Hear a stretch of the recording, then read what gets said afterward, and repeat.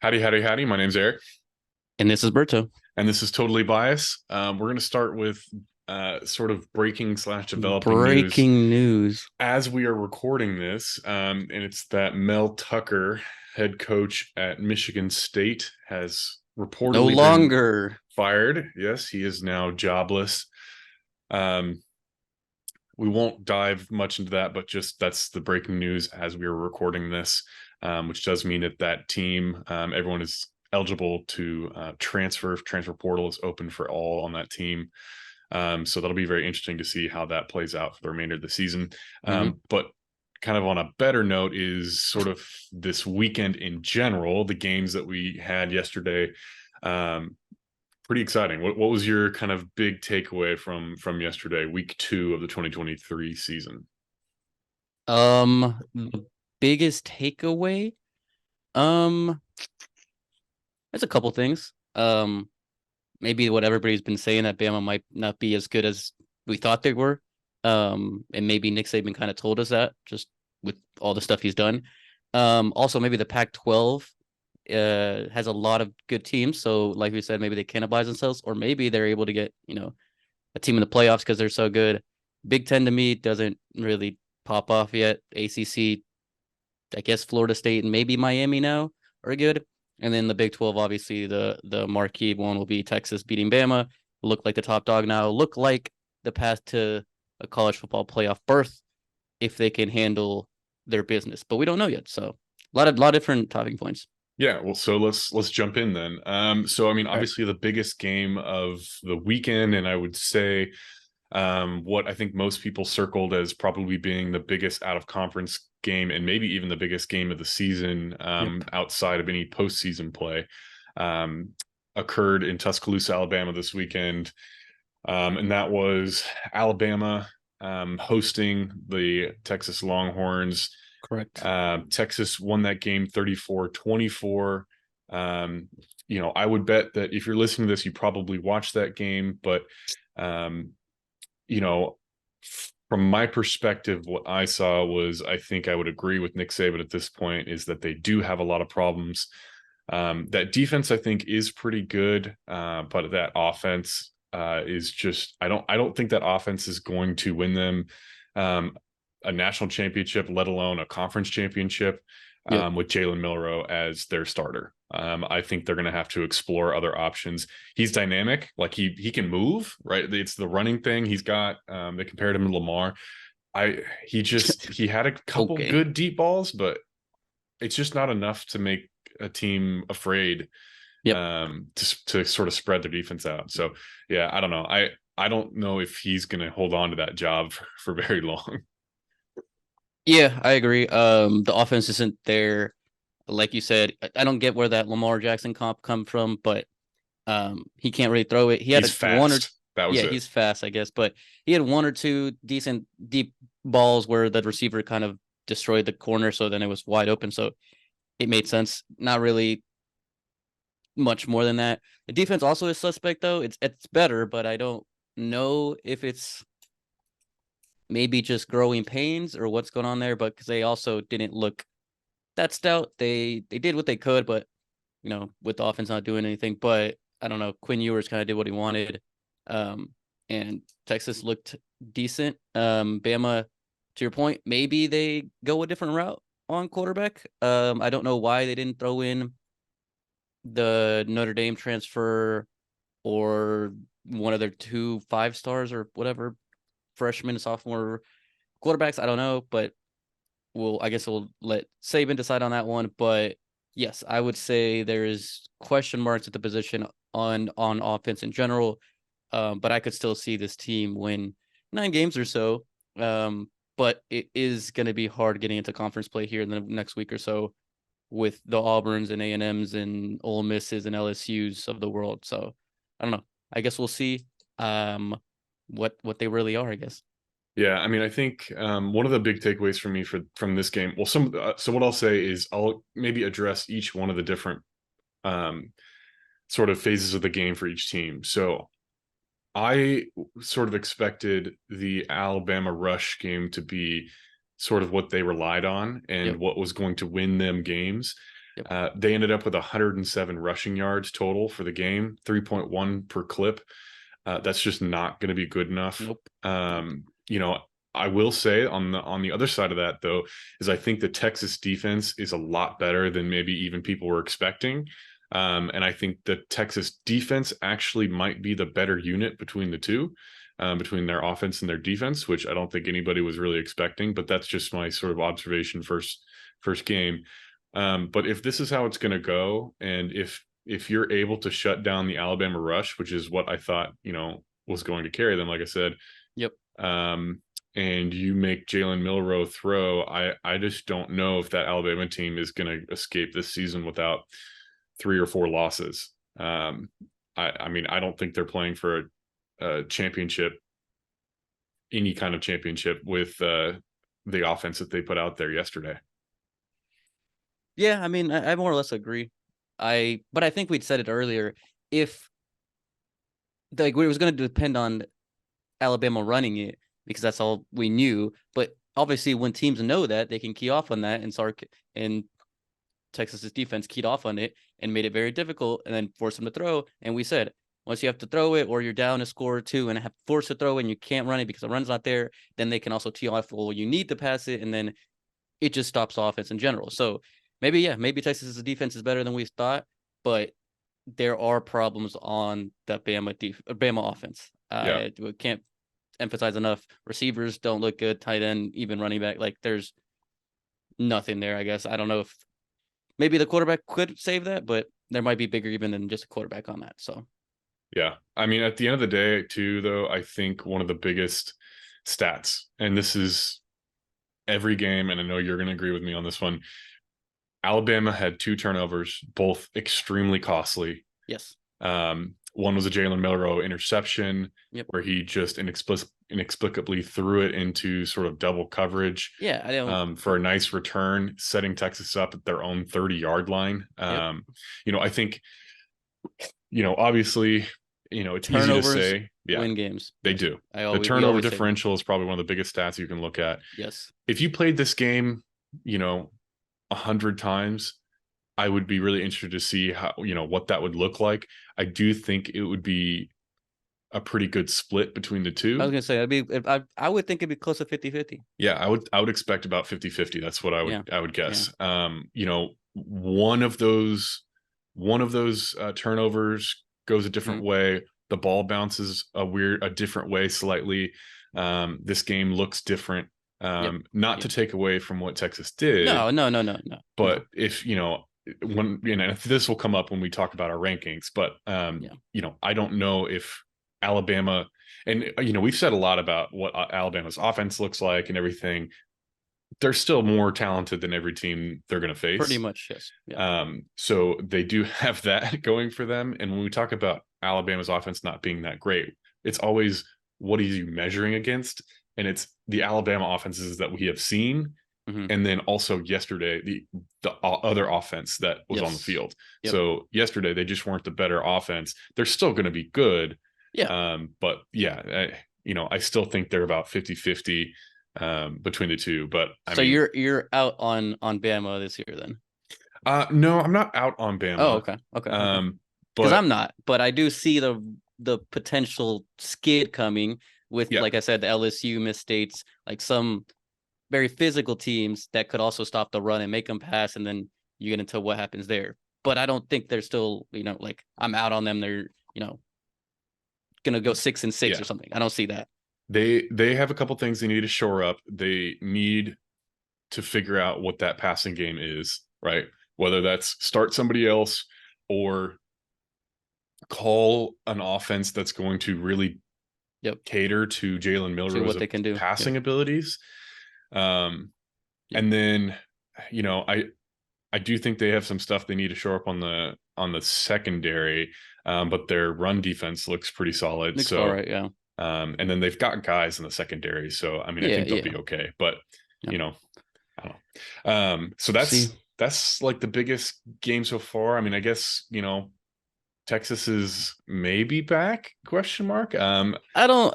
If you want to get the other side of it, I'm not all the way in either on Texas being all the way back, but because we've seen this, it happen a few years ago, probably like 4 or 5 years ago, when they beat Notre Dame. I think it was in Texas or maybe in Notre Dame, and it was like, oh, they're back and all that, and then they still went like 8-4. That one year that they beat Georgia in the Sugar Bowl, they were back, then they weren't. So I'm not all the way in, but I do think this is a good measuring stick of what they could be. And if they can play like that, their defense can play like that, like to your point, they can probably stop a lot of the offenses in the Big 12. And then their offense will obviously put up 28, 30 points, whatever, easily. And then they should be able to win majority of the games. They'd probably be favored, and that'd be interesting to look up in every game moving forward. But that doesn't mean they will win every game. So I don't know. I think they're in a good spot right now. Here's a question for you. All right. Do you agree with the statement? The SEC West is the lowest it's been Yes. since 2012. 2012. Basically since Texas A&M and Join. Missouri joined the SEC, right? So since the conference has been the way it is currently with the same teams. I'd have to look at every year in, year Okay, out, then because I don't let me remember like that. rephrase But that. yes, I get what you're saying. In the last 6 years. Yeah, but I get what you're saying. Even if it was 2012, I'd have to look at it to make sure. But yes, I would think. I said at the beginning of the year, the SEC is down this year. SEC Yeah. West specifically. I think even the East isn't. I mean, Georgia and Tennessee maybe. I think and then, Tennessee's. I don't think they're anywhere as good as they were last year. Yeah, I don't think Georgia is as good as they were. So then the whole SEC. Yeah, I think pretty much the whole SEC focusing. I mean, just because Alabama here that we're talking about, Yeah, but I do think the whole SEC is down. Yeah, this season. LSU isn't look that great. Texas A&M didn't look that great Nope. yesterday. Who's the best team in the West right now? It's like a Ole it's a Miss? shit. It's a shit show between like Ole Miss, LSU, Arkansas? Alabama. Yeah, it's all razor thin right now. It's nothing. To be fair, we haven't gotten into conference play, so we don't know who's the best in the bunch. But after watching all of the out of conference stuff, it's not looking great, right? No, you wouldn't have like a key team that's like this is the best team. So I don't know. I agree. I think it's down. Yeah. So it is open for anybody to take, if you want to put it that way. All these teams we talked about have a loss except for like, I guess, Arkansas or Ole Miss, but they could have a loss, and then we'll see what happens. You could make it to the SEC championship with a couple losses. So do you know what my favorite game of the weekend was? The Utah Baylor game? No. Oh. It was App State, North Carolina. Oh my God. Why do you do that? What a game. I mean, it really was. Double overtime. Incredible game. App State came back there at the end to tie it up, go into double overtime. What an incredible game, honestly. Yes. Tweeted out that App State is the example to be used to argue for the promotion demotion system in college football. Like App State, like when we talk about like does the most with the least, App State by far does the most with the least. They beat Texas A&M last year. They're obviously famous for having beaten Michigan all those years ago. Yep. They almost beat North Carolina in North Carolina yesterday. So this is something they do all the time. Yeah. So give them the same money that you give other schools and the same, recruiting ability. And they, so I don't know. That was one of my favorite games. It was that. And then what went down in Lubbock. Did you get a chance to see that one? The Oregon Texas Tech game? Yeah. No, I think I was watching the Bama game. Yeah. So I watched the end of the Oregon Texas Tech after finished watching the Bama game. What a finish. And it was an absolutely brutal end for Texas Tech. So near the end of the game, Oregon kicked a field goal. It was 28-31 Texas Tech. Oregon kicked a field goal to go up 31-30. Right. Mm-hmm. And I just want to preface here that the line for this game that we took was 6.5 to Oregon. Right. So it's a 1-point game with, I think, about 3 or 4 minutes left. Okay. So plenty, or maybe even less than that. Actually, I think it was like 2 minutes. Sorry. Plenty of time for Texas Tech to go down and kick a field goal to win the game. Right. Mm-hmm. Out of nowhere, sort of inexplicably, the quarterback for Texas Tech threw the ball it got caught at the line of scrimmage for an interception. The D lineman returned it for a touchdown with like 50 seconds left in the game, right? Instead of like sliding down or something and guaranteeing the win, Yeah. ran it back, kicked an extra point. It's now an 8-point game, 8-point game, 38. Yep. right? They got the ball back. They ended up throwing it, they were able to get close enough where they were able to lob it into the end zone and it got picked off. But it was a brutal way. When I was watching that, it started the storyline started like emerging where it's like Texas Tech, right? They're about to slay the dragon that is Oregon coming into their building right after losing the prior week. They're marching down the field, right? They only need to get to field goal range, all this stuff, and then just out of nowhere, pick six. And oh my God, I felt it. Their fans, the Surrender Cobras came out in force. Yep. It was brutal way to lose a game. But I will say that Texas Tech looked pretty good, and I thought they had an incredible showing for the game. And like I said, that pick, that incredible play doesn't happen. And we might be talking about Texas Tech having beaten Oregon today. So that was one of my favorite games of the weekend. Fair. I thought you were going to say the Utah Baylor one, like I'm saying. The Utah Baylor one was good. It was kind of a shit show at the beginning. And then almost the same thing that you're talking about happened. It was tied 13-13.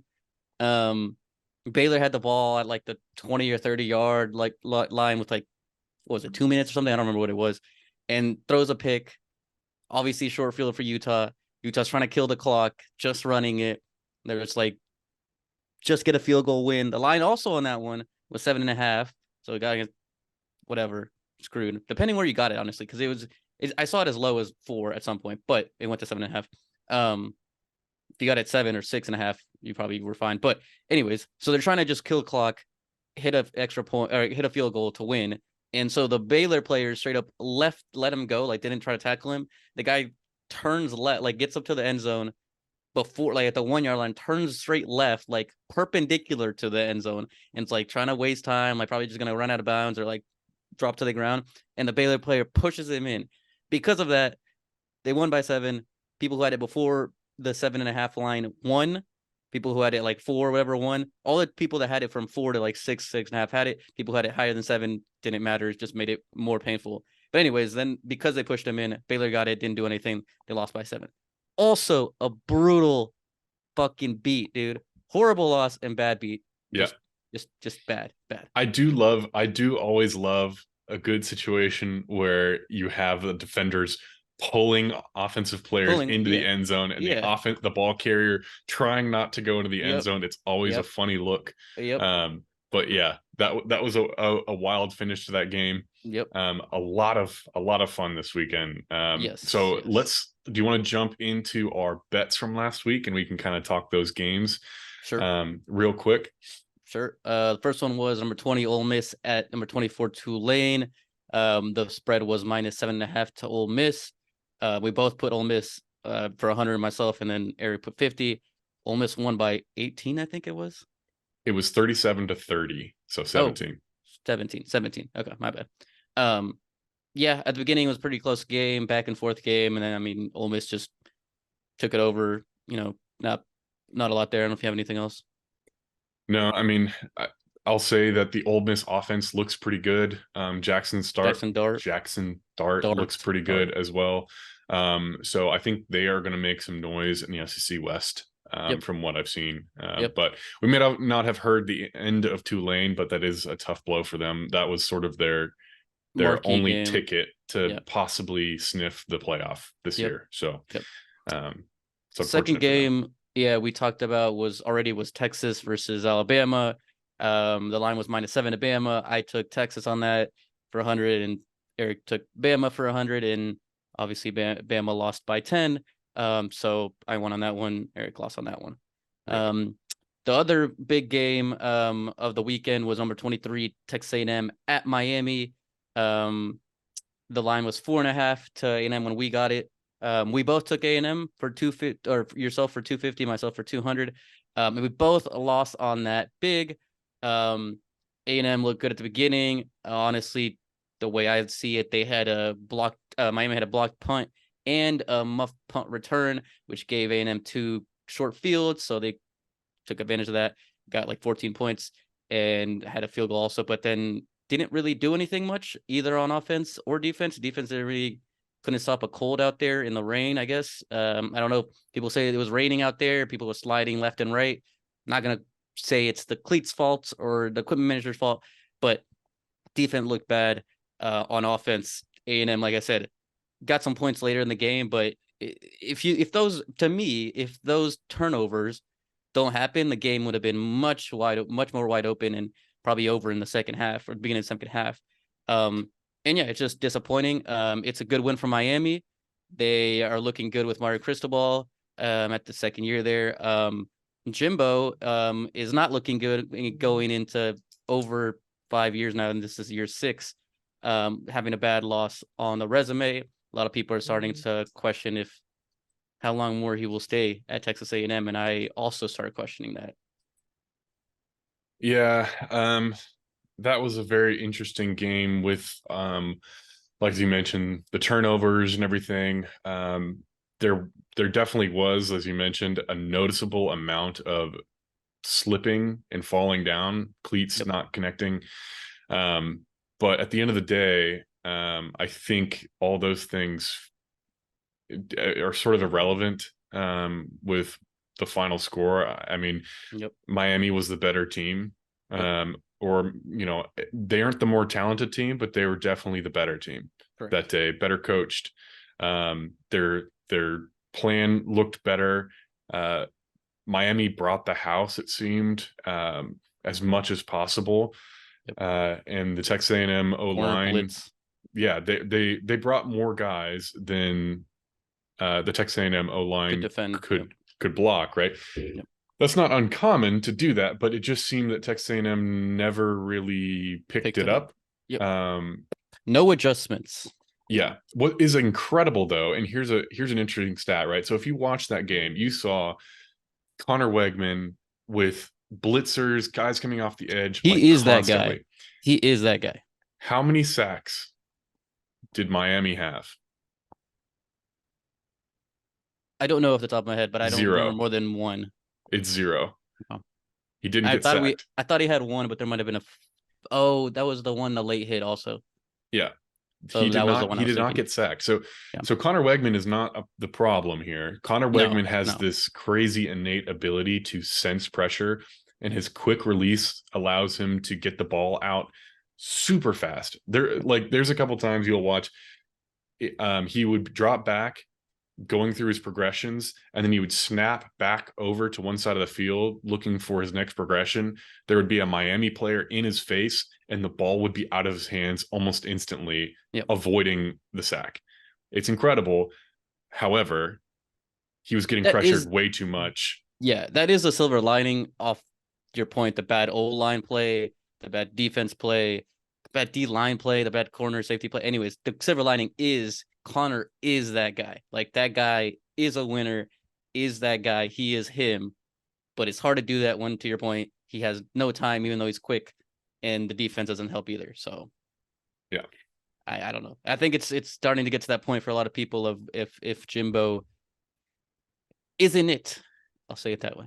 And the other thing that was pretty interesting too is, after game 1, where the Texas A&M passing game looked incredible and the rushing didn't seem to do much of anything, you would expect something semi-similar. And Connor Wegman ended with 336 yards, 2 touchdowns and 2 interceptions, right? That's a lot of yards. But if you actually watch that game, it was slow going. It was a grind. The receivers never really got into it. Evan Stewart had 142 yards, but that's also just because he's that guy. But we need more than that if we're gonna win. I keep saying we, but here's that totally bias coming through. But Tyler Van Dyke looked good. He was super efficient. 21 of 30 for 374 yards and 5 touchdowns. No picks. I mean, just look incredible. The Miami rushing game was non-existent. Not a thing, which is incredible. That at the end of the day, I would have expected that if Miami didn't rush, didn't put up more than 100 yards, that Texas A&M would have blown them out at that Yeah. point. Yeah. So But that is super surprising. This game did not go at all how anybody, I think, expected, with Tyler Van Dyke's arm being the difference in this game. Yep. Yep. I agree. So I don't know if anyone else expected that. This wasn't what I was expecting. So definitely interesting. Like you said, the remainder of the season is going to be very interesting for Texas A&M. I don't know if DJ Durkin is in any hotter water than anybody else at this point, probably more than Mel Tucker. Oof. But yeah, I mean, he just hasn't, with the amount of talent that is on that defense. I don't see how it doesn't look better I agree. than what we saw yesterday. Yep. Yep. I agree. Okay. Yeah, I think we went into that one. So the next one was Oregon at Texas Tech. We already talked about that one as well. Oregon -6.5 to Eric's point. Saved the line, a back door cover, worked out. Oregon, we put Oregon, both of us, for $300 on there. And then the last game we had was number 10 Notre Dame at NC State by 7.5. There was also rain and delays on this one. We both put Notre Dame by more than 7.5. Both put $300 in one there. So total for the week, I went 4-1, only missing A&M. Eric went 3-2, missing on Bama and A&M. But money wise, I made $1,600 with the 1,000 started, and Eric made 1,300. So grand total so far, I don't know off the top of my head, but I know I'm up 300 because last time we were tied. 2,400 for you and 2,100 for me. Yeah. So getting back on track, we have made people money so far. First week, I know we lost y'all money, but we made you money this week. We are back over 500. We are making people money. Yep. And again, for legal reasons, we are not financial consultants, and you are not legally obligated to listen to us. Yeah, there you go. But you could be making money. Could be making money. So that's up to you. So it is what it is. Do you want to jump into our rankings after week 2? Sure. So week 2, right? So after week 1, not every team has played like decent competition. Obviously, most of the time you play, a cupcake and then a good team, right? Or at least a Power 5 or something between weeks 1 and 2. So now that we're through 2 weeks, we've kind of gotten to see everybody play decent competition. So now we kind of have a better gauge. And then also what happened this weekend was extremely interesting. So let's dive into kind of where we're at now with our rankings. All right. Do you want me to start? You want to go 1 to 12 or 15, or how one do this? Yeah, we'll go 1 for 1 again. All right. My number 1 last week was Florida State. It is still Florida State. They won again. A bad Nebraska team, but they're 2-0. Probably have one of the better wins this season. So just keeping them there. Yep. I have the same thing. Florida State, number 1. Didn't see any. I didn't get to watch I didn't care to watch their game. So they are still where they are. I still think they looked the best so far. Yep. Second, number 2, Colorado. Sorry, I messed that up. Colorado played Nebraska. That didn't matter, but they still have a good win as well against TCU week 1. Still have number 2. No movement there. I have a big mover at number 2. And that is Texas at number 2. Okay. I get that. Only because I think, obviously they beat a supremely talented team on the road by double digits. They looked really good on both sides of the ball. I have them up there right now because their defense really is why I have them up there at that point. So yeah, no, not bad. Yep, I have a number 3 just to kind of go off of that. 1 notch lower than you, but same thing. Good quality win. They're 2-0. The first game wasn't that big, but the fact that they were able to win away in Tuscaloosa against one of the best teams we've known for the past 10 years, I think I have them right there around 3-4. So 3 made sense to me. I have Notre Dame at number 3. So they slid 1 spot back. It really wasn't anything to do with what Notre Dame did, and it was more to do with Texas moving up. Yep, pretty much the same thing for me. I have Notre Dame at 4, honestly, so almost similar. Also brought them down, not because they didn't do well, but just because Texas. I think I have to slot Texas up above them. because of better win. So I have Notre Dame 4 also dropped 1, but not because of their own, just because of other teams moving up on that one. I think this is where we start to get differing after 4. We'll see. Yeah, I have Penn State at 4. Okay. I had them at 3 last week, so they slid one spot down again, only Yep. because of Texas sliding up. Right. Yep. So for the same reasons that I had them in last week, they didn't prove anything differently this week by beating up on a lesser opponent. Yep. Okay. Number 5, I have Oregon State. I think I had them 6 last week, so I moved them up a week. For those that are keeping track, a couple teams that aren't there will drop, so therefore Oregon State will drop, but not to give it away. That's because of them winning again, looking good, and then some other teams not looking as good that will drop. So I have them at 5, Oregon State. Yep. I have at number 5, I have Georgia. There we go. Okay. Yep. So I have Georgia at number 5. Last week I had them at number 6. They obviously looked very solid and talented pretty much everywhere. I do have a couple questions about their offense in general, but that really hasn't been an issue so far. I don't think they'll be tested very strongly until very late in the season. So yeah. Okay, number 6 then. Yep. I have Duke. I had them 7 last week. Move them up again just because of a couple teams that I'll talk later. Drop down. Got a decent win. Not really that big deal. Didn't really watch it, but keep on winning. Have a good win against Clemson, even though Clemson doesn't look as real as we thought they were, but still a quality win for Duke. So have them at 6. I like it. I have Washington at number 6. So I think Michael Penix is the real deal. I think that offense is looking fantastic so far, and their defense is looking pretty solid. I had them at number 6. Last week I had them at number 8. Great pick. I had them last week at 8. I have them now at 7, so only one lower. It's pretty much the same thing. Michael Penix. Very experienced team. A lot of talent around it. It just makes sense to have him a top 7, 8. So, yep. I have Alabama at number 7. I have them there only because I think they probably could be higher, but right now I do have questions about what that offense looks like. I don't really have a ton of questions on defense per se, because I know they have guys everywhere, and I do think that Texas offense looked pretty good yesterday. So, and Texas was in some pretty good positions, right? Field wise after some turnovers. So Alabama's defense held pretty well. But obviously their offense is what's pushing them down that far. Okay. Interesting.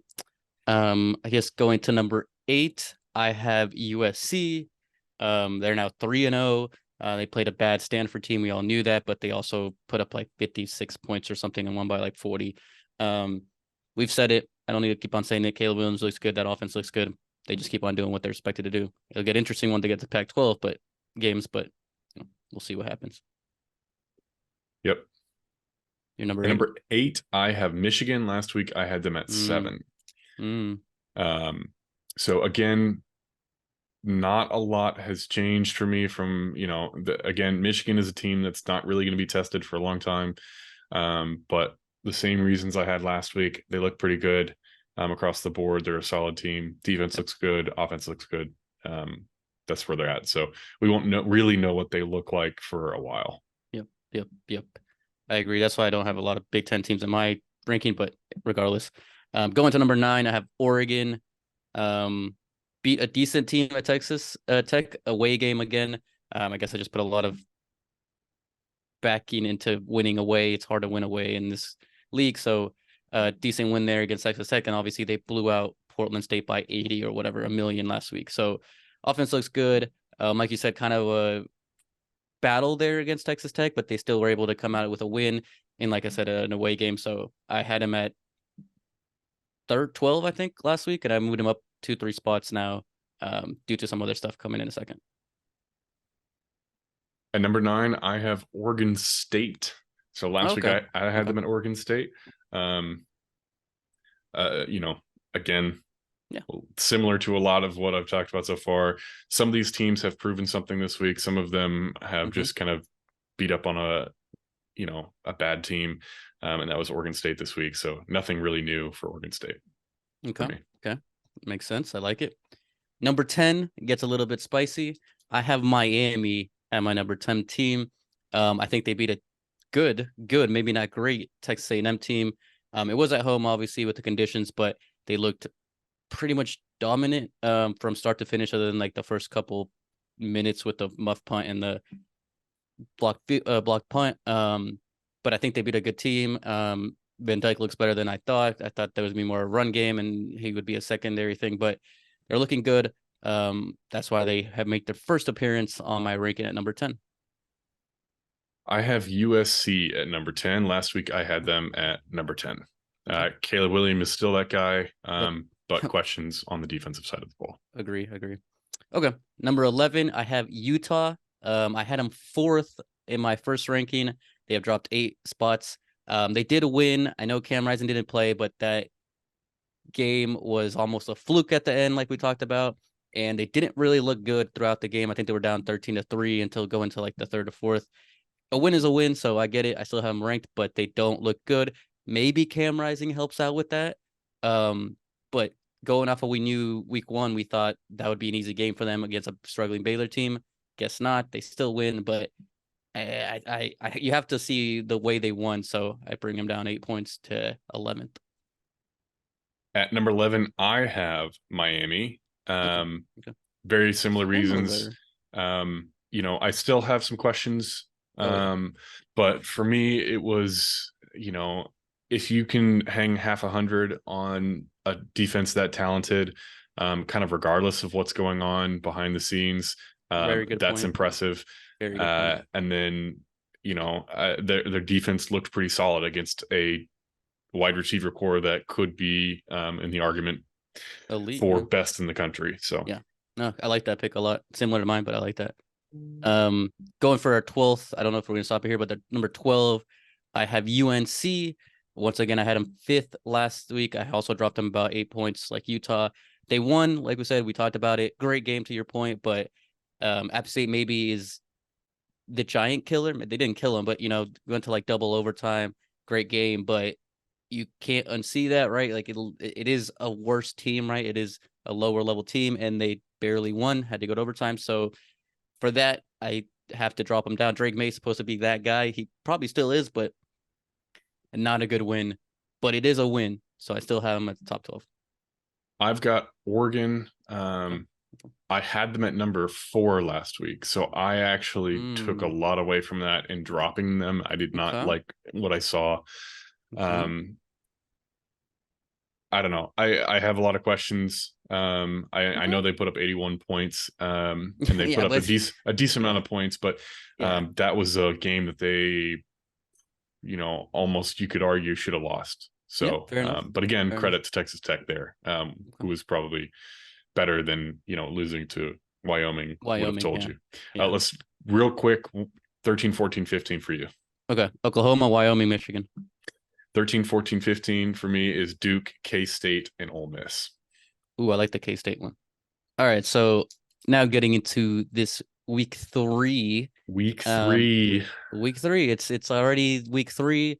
After this week, we will be a quarter of the way done, which is way too fast. But what can you do? Bullshit. Well, it's What not a can you do? quarter of the way done because now it's a 15 game season. Well, yeah, but for 128 teams, it's essentially over after 12, 13, Correct. whatever. But anyways, getting into these games, I'll be honest, not the greatest week for college football. Not a lot of great games. A lot of the marquee games, like the Alabama, Texas, A&M, Miami's games, Oregon, Texas, Tex games happened last week. And so they almost take like a lull this week, take some cupcakes, if I can say that legally, cupcakes. So we had to find some better games. And also there's no ranked games, like a ranked versus a ranked. So I try to find some interesting interconference games that maybe aren't to the level of Texas, Bama, but still interconference games. Make it a little bit interesting. So we'll kick it off this week on K-State, a sleepy team, as Eric calls it. Sleepy. Sleepy. Kansas State, number 15, Kansas State, getting maybe not enough respect, but number 15, Kansas State at Missouri. Not a long drive or flight or whatever from Kansas State to Missouri, but interconference game. What is the line? It's a wonderful question. Thank you for asking. So like I said, yeah, K-State is definitely a team that is being slept on. And I will say, admittedly by us as well to a As certain well, extent, yeah, because we yeah. just aren't talking about them. I think one of the reasons why they are slept on right now is because they have played nobody. Nobody. Yep. The best team they played was Troy this last weekend. They beat them 42-13. So there's really just not much interesting going on so far. They are about to have a out of conference with Missouri, as you mentioned. That's what we're picking right now, which will be sort of their first test. Missouri is a decently talented team. They've got some guys. They recruit decently well. They recruit well if you look, think about the grand scheme of things. But I think K-State is definitely going to take this. I think it's going to be by double digits. My line is 11.5. All right. Well, yeah, I think they are slept on. They do more with less. Um, but they're also the defending Big 12 champions. I think That they people are. forget that because of the TCU getting the playoffs, but they did beat TCU. So, I mean, I guess Colorado also did, so TCU isn't good anymore. But just saying. The line though is K-State by 5. Okay. Not quite as big of a line as your line, maybe because they have to go to Missouri, which I guess, but I don't know. I mean, we haven't heard much about really Either Missouri use yeah, either, right? yeah. They've beaten up on Middle Tennessee and South Dakota. Um, Right. so it's just not really a lot to glean from that. Nope. Um, so yeah, it's a tough line, especially because, like I said, these two teams really haven't been tested much, so it's hard to gauge. But Yep. yeah, I would definitely and will take K-State on that line. Same. Yep. These games will be interesting. So just FYI, Yep. might be a little bit hard on Eric. Going to the second one. Minnesota, unranked Minnesota at 20 UNC. UNC, like we said, played App State to double overtime. They have a win against USC, or USC East. The Gamecocks, that looks like a good win. Minnesota is 1-1, I think. Are they 2-0? Do you not know? Okay, I don't remember. So this is a tough one, right? Because Yes, UNC is such a weird team so far this season. As you they're mentioned, 2-0. they kind of destroyed USC East Mm-hmm. in their first game. They've got a favorite for the Heisman Trophy. They have a national championship winning head coach. Um, and Yep. then they almost lose at home to App State. So it's just what they are. I don't know what they are at this point. Um, I have a feeling this game is going to be relatively close. I'm going to give, since UNC is at home, I'm going to give them a slight extra edge, and I'm going to go 8.5 to UNC. Okay. 6.5 to UNC. Good call there. Yeah, everything you said. Minnesota is 2-0. They beat Nebraska when Nebraska fell apart Yep. week 1. So not a great win there, and then they beat nobody last week. So Minnesota doesn't really show anything. And to your point, UNC up and down, got a good win, but like also a bad win if there are bad wins. But you know what I'm saying. Yep. So yeah, I guess about a touchdown, 6.5, favor to UNC. I would probably take UNC on that also. I think they will bounce back at home again and beat Minnesota by more than 7. Yep. Okay, cool. Moving on to the next one, another very interesting one. Northwestern, who we don't know much about and also doesn't really have a coach, I guess, against number now 21 in AP poll ranked Duke, which I think we both have higher in our rankings, but Duke, who also played nobody this week and won, but has that great win against Clemson. Maybe Clemson isn't as good, but regardless, it's a good win for Duke. Who do you have? I think this is going to be a throttling. Um, Oh, yeah. I think ooh. Northwestern is very bad. Yes. Um, they beat a they all I need to say is they lost to Rutgers 24-7 in game one, right? Yes. Yes. Um, hey, maybe Rutgers is on the up and up. But I don't know. Okay. that's a tough Okay. that's a tough thing to come back from, especially it being at Duke. Um, if you want my honest opinion, I'm going 14 and a half for that game. Duke by 20. Yeah. Not so fast. Even more. Even more. People are even higher on Duke and lower on Northwestern. Um, I thought it was close to 14 or something as well. Before I saw this line, I was like 14, maybe 17. 20. Does that change your opinion then? And would you take then Northwestern plus 20? I'm taking Duke. You're still taking Duke, even though Yeah. you had him only 14? Hmm. What do I Yeah, do? because I'm also trying to I'm trying to guess The line, the yes. Vegas line, right? But So if because if it's you lower than what it is, you still don't go the other way then? I'm taking Duke. Yeah, no, because if you wanted like what I think the final score will be, it will be different than the lines that I'm giving you. Okay, fair. In some sense, right? So in this case, yeah, no, I think Duke wins this game by like 28. Yeah, Like okay. I think Okay. this game is going to be 35-7, Okay. right?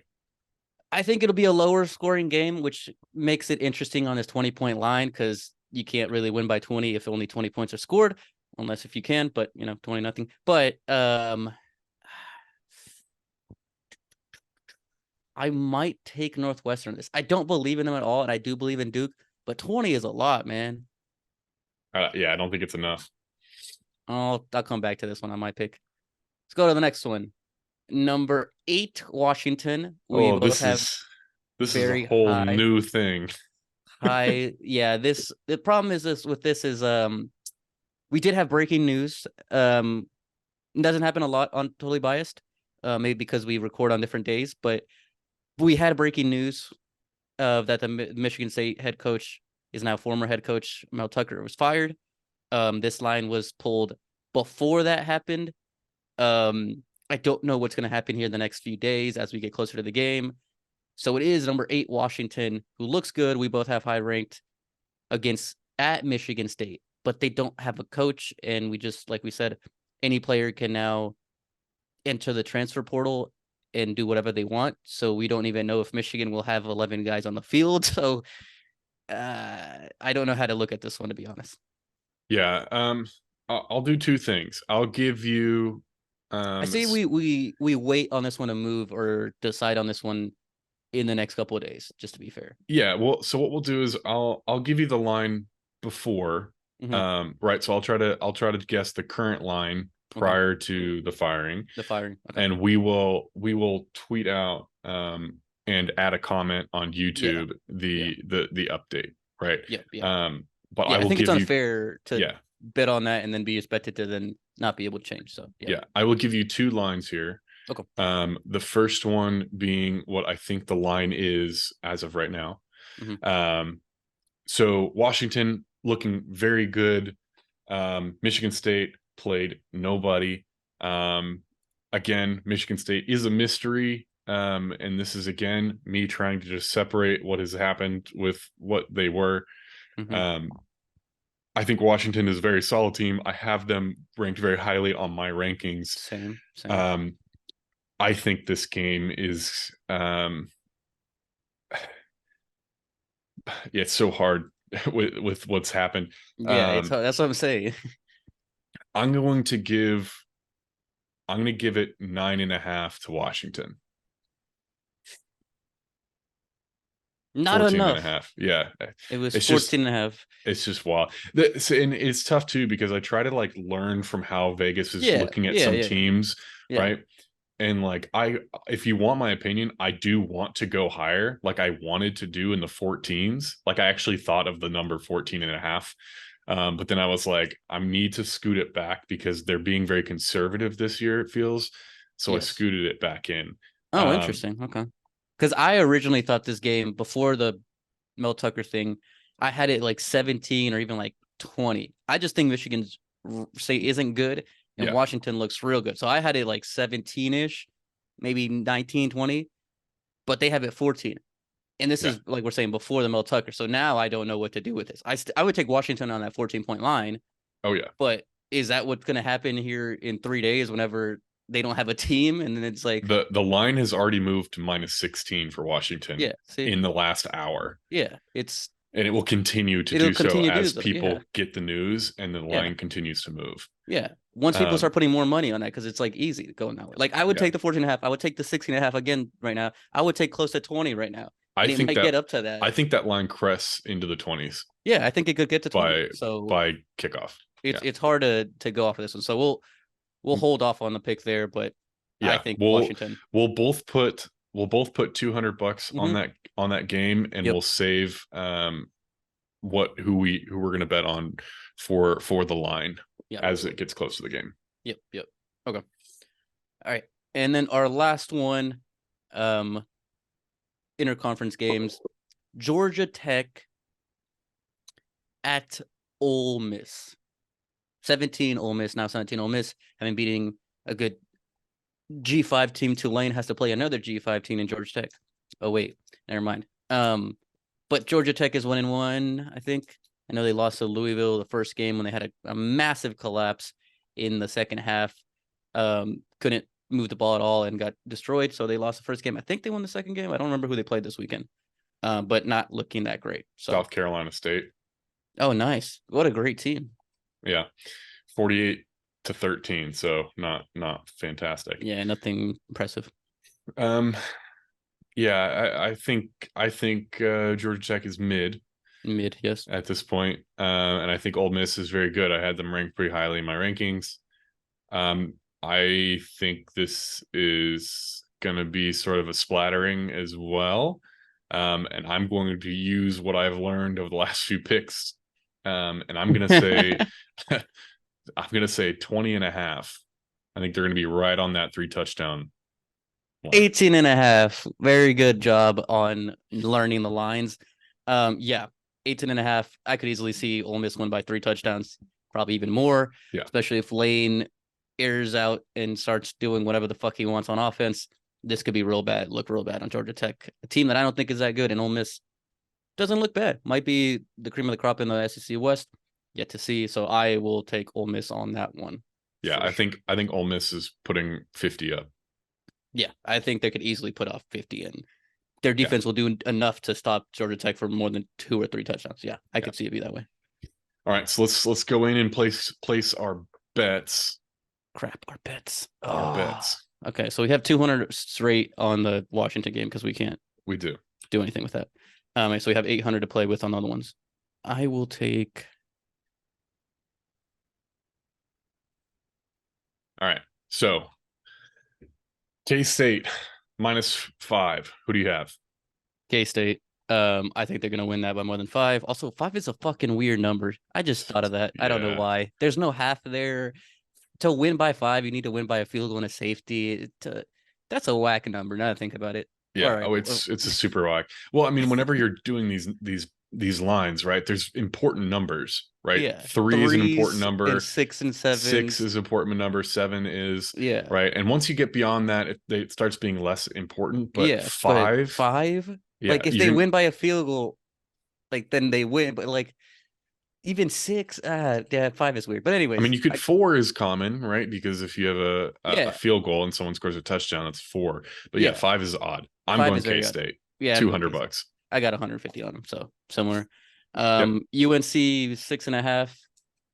Who you got? I've got UNC. Yep. I think that's a pretty good bet. I only have 200 on that one. But I am think higher that's on that one. I have 300 on it. I'm higher on them than Eric is, but I think that's a great bet at 6.5. Yep. So Northwestern at Duke -20. What do you got? I have Northwestern only because that line is high, and I believe this will be a low scoring game. And like I said a second ago, you can't really win by 20 on low scoring games. So I will take Northwestern, but I'm not that confident because I do believe in Duke a lot. I just don't think by 20. So I put $50 on Northwestern. Yeah, I've got 150 on Duke. I think they'll Riley Leonard will be good enough to put up enough points to cover that line. And I think Mike Elko is going to absolutely grab a pillow and suffocate Northwestern, yes. them to death. Yeah. So Yes, I believe in Duke on this one. Okay. We're skipping over the Washington game. We both have Yep. 200 on it. And the last game, Ole Miss minus 18.5. I have Ole Miss on this. I think Georgia Tech is bad, bad, bad. And I think Ole Miss is good, maybe even a great team. So I think they win by, like we said, 28, 24 at least. I don't know. Yeah. Same reasons. I've got Ole Miss at 250. Yeah, my gun for 300. So yeah. And I'm basically going to pencil in Washington there as well in the week or in I think the so prior as one. well. Yeah, I think I'm gonna go that way. It'd be crazy if this line gets to like 28 or something, or if because Mel Tucker, they find some other stuff and then maybe some players are like out and start opting out or stuff like that. That's where I don't want to, like if they for some reason are like, oh, I'm just not playing the rest, red shirt me, I'm transferring, and half the team does that, this line could get to So crazy stats. let me ask you this then. If you How are, high? Oh, huh? If you are a Michigan State fan or just any fan of a team where something like this happens, right, where your head coach in a scandalous fashion gets fired, mm-hmm. you don't want it to happen, but if it does No. happen, would you want all of it happening on Sunday, right? So Where you you have have days. there's a whole week before the game, or would Mm-hmm. you rather it happen like, Thursday or Friday, right before the game, right? Because there's like positives on both ends, right? Well, Um, but I would like it the Northwestern way in the off season, but not an option for this. but which another team we're talking about because they're trash because of a scandal. That's the best way probably because you get to figure out who's there, who's not. If it were Sunday or Thursday or Friday, I would probably prefer Sunday. I think you get it out of the way. You assume like you flip the page, quote unquote, or you try to get the stuff figured out or changed or whatever needs to happen to make it happen, and then try to get ready by Thursday or Friday to be at least play a game on Saturday. Versus if it is on a Thursday or Friday, you're gonna be in the midst of it while the game is pretty much happening, and you might have already traveled. What if they already traveled, right? Where it's an away game and they're, Michigan State is at, well, I guess in the future, UCLA or something, right? What do you do then? Can you get tarmacked without being at the game yet? How does that work?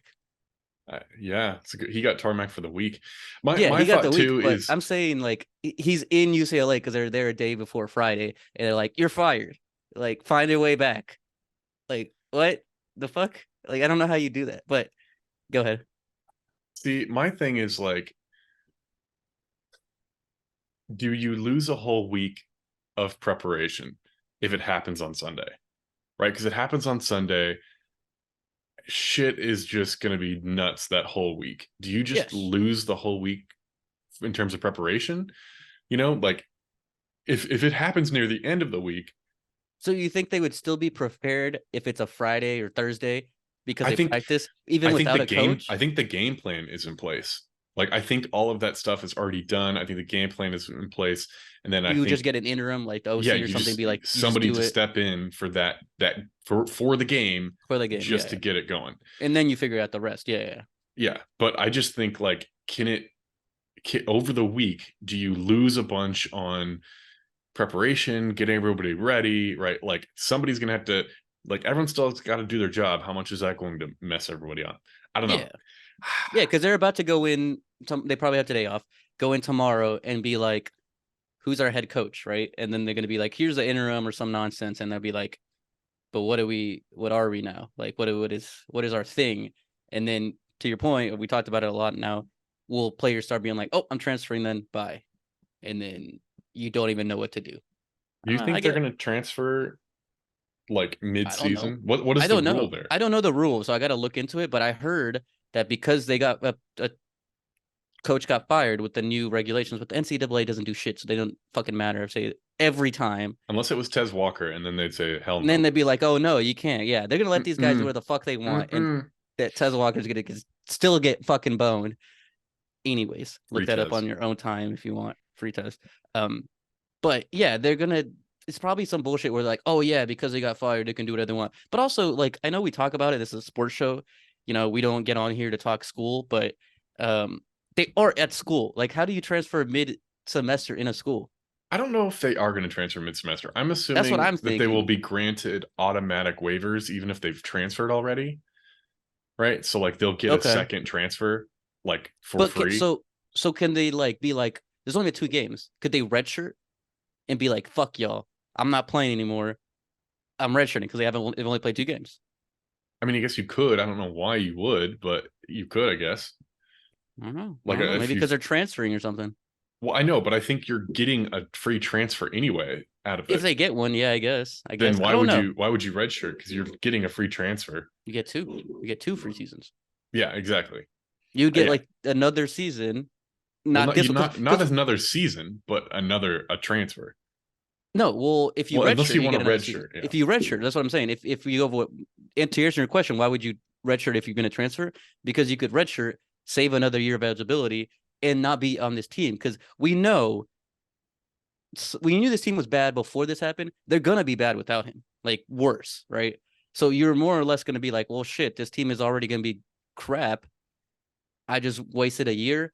Redshirt, get another year eligibility, or move out, however you want to phrase it, maybe, and then transfer. I don't know. I don't know.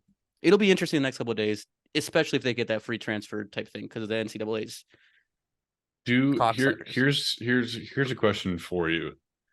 Do you think there are people in the Michigan State administration who are at least secretly relieved Yes, because they wanted him out anyway and they wanted something for yes. cause? Well, they want it for a cause. Well, the main thing is, and we talked about it when it happened a few years ago. You gotta the price of gas has gone up, right? Or whatever the price of milk, whatever phrase you want to say, has gone up.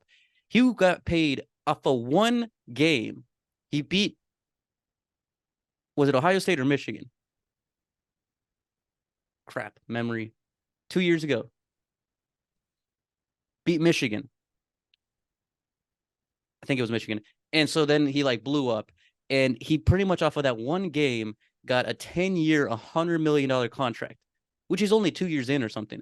And so then they still didn't make the playoffs. They were ranked like 3 at some point in the playoffs, and then they ended up losing to Ohio State and some other team and went like 10-2. Had a good season with Kenneth Walker and those guys. But then the last year, they didn't do that great. And then this year, they don't look that great either. And they've had a lot of transfer turnover. Like you could see that it wasn't working out. And so to your point, what do you do if you fired him? You're gonna have to pay $70 million over the next 8 years. I don't think Michigan State has that kind of amount of money. Um, so maybe they were like, oh, if we can find for a cause, screw this guy. We don't want to pay 70 million is buyout anyways. Maybe I don't know. Yeah, and obviously it's a very sensitive situation. Um, but I would there was rumblings right about Yeah. people not being particularly happy with his performance, especially Mm-hmm. after the last couple of years. Yep. You could say the same thing for Jimbo, right? Yeah. I was about to say Right. Jimbo. Yep. But in this case, I definitely, like you said, is there money to spend on a buyout that big? And if not, It's a then lot. your only option, or not option, right? I don't want to say option because that sounds like Sounds somebody weird. did something intentional. Yeah. Yeah. It sounds weird. The only way that he is no longer coaching for you and you don't spend 75 to 80 million dollars is something for cause. So Yeah. I would be willing to bet there are some people that are at least happy that he is gone from a football standpoint, and there's probably many other people, including myself, that he's gone, if this is true, for other reasons. So Yeah. No, I agree. again, I believe it's accused at this point. He hasn't been. Yes, it's alleged. It's not a yeah, it's alleged. There'll be But more into it, more investigation. But as of right now, unless if our sources aren't that great, which has been true sometimes, he is gone there. It didn't take that long. People were saying by Monday. It is not even Monday. He made it like a day, which I get it. It you can look up what allegedly happened, and yeah, if any head coaches found out to have done that, it looks bad. So I get it. And yeah, also, I looked it up. They did beat Michigan that one year. So yes. and then went on to lose to Purdue and Ohio State. So Great. Whoop-de-doo. He won. Well, he was going to make $100 million off of that one win, but Not anymore. yep. We'll see what happens. Yeah. Any other storylines burning a hole in your pocket this week? No, I think we talked about him. Texas A&M, Bama, maybe Miami being the second best team in the ACC. Is Yeah, that too early to say that? it That could too be. bold? Could We be know too Florida bold. State is good. We think Clemson's down. Georgia Tech is trash. Pitt's not good. Miami, maybe Miami's good. Tennessee doesn't look that good. Trying to think of other teams. Iowa won in a barn burner, sarcastic, against Iowa State. Yeah, if you had the under, once again, all year, the Iowa under last year was a good bet. It is still a good bet to take the Iowa under. They will not put up Looks 30 like it. points ever. So they're ranked now, though, which is weird. I was going to bring it up. That's a weird one that I don't understand. Why are they ranked? There's probably other teams that could be ranked. I can't think of one right now, the top 25, but they don't look good. Their offense is still trash. I don't know. Any other Yeah. sleepy teams you have, or just K State? What are the sleepy team? Oh, it's a good question. I mean, I would say, Kansas State is my most sleepiest team. Obviously, they're not sleepy for us, but Oregon State is sleepy, I think, for a lot of people. Yeah, I fair. think a lot of people just aren't used to hearing about Oregon State Fair. talked about the way that we often talk about them. Talk So I'd about say them. they are sleepy.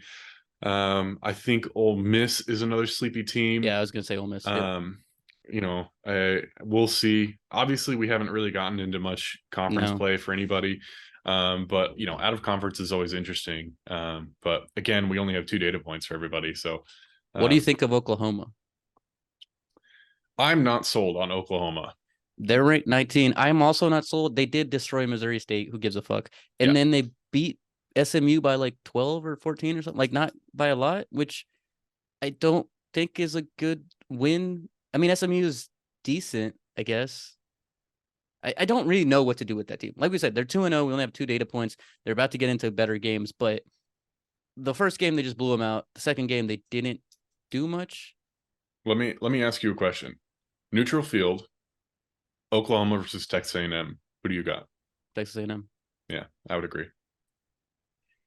Neutral field, Neutral field. Oklahoma,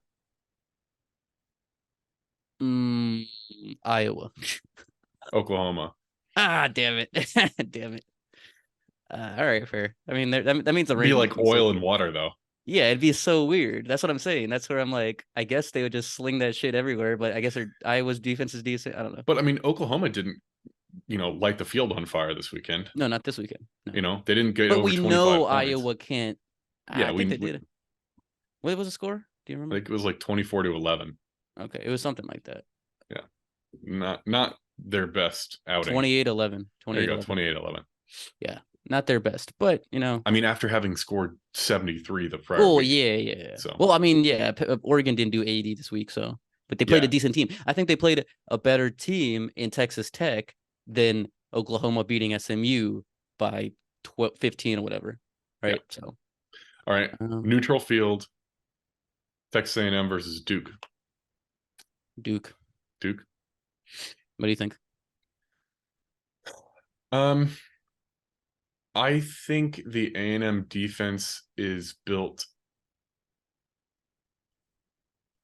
favorably to stop Riley Leonard in a way. You don't But think Mike Elko would fuck up that offense somehow? The A&M offense on the other side of the ball? I don't know. I think it'd be a tight game. But I don't know. I think it's close. I think I would give the edge to Texas A&M despite what I saw yesterday. Yeah. Okay. I think Duke is good. I think their defense is really good. I think Riley Leonard is good also. So I'm kind of high on Duke. Yeah. Okay. I can't think of any other sleepers or teams we haven't talked about that are relevant, right? We don't talk about Vanderbilt or some shit because who gives a fuck? Who knows? Kansas. Oh, Kansas. What about Kansas? Filling out their student section? Yeah, Kansas seems like they're saying can be a football and a basketball school, which is cool because Duke is trying to say the same thing. So maybe one of those will be right. Well, I do. Okay, I do want to address one thing. Okay. Um, I will say so. If you're a college football fan and you have a Twitter, you probably engage in a certain amount of Oh God. trash talk on Twitter before games, or at least just lurk, right? And watch, you know, people arguing before games. Mm-hmm. And I think, and this is definitely the case sort of in the Southeastern Conference as well as the Big 12, right? I do think it happens everywhere, but it's definitely, schools that are, everyone thinks everyone else's fan base is annoying, right? And Mm-hmm. right, LSU fans are annoying on Twitter, Oklahoma fans are annoying, Texas fans, Arkansas fans. I'm sure everyone thinks A&M fans, right? Everyone thinks everybody else is annoying. But I submit that Miami fans are the worst fan Oh base. my God. But it's not that they are annoying, it's that they are horrible fans of their own team. Like when I'm if you're engaging in like an argument with an LSU fan, right? At least you know that they care about their team in the same way that you do. So you're both kind of playing in the same world. Miami fans are like, fuck it. I don't even care about my team. There's better things to do in Miami than show up to Miami games. And it's like, what? Like that's the argument. Like they don't even care about their team enough to show up. It's just wild. It's almost like they root for an NFL team. That's like the way they see it. I just wanted to address this because it's wild to me.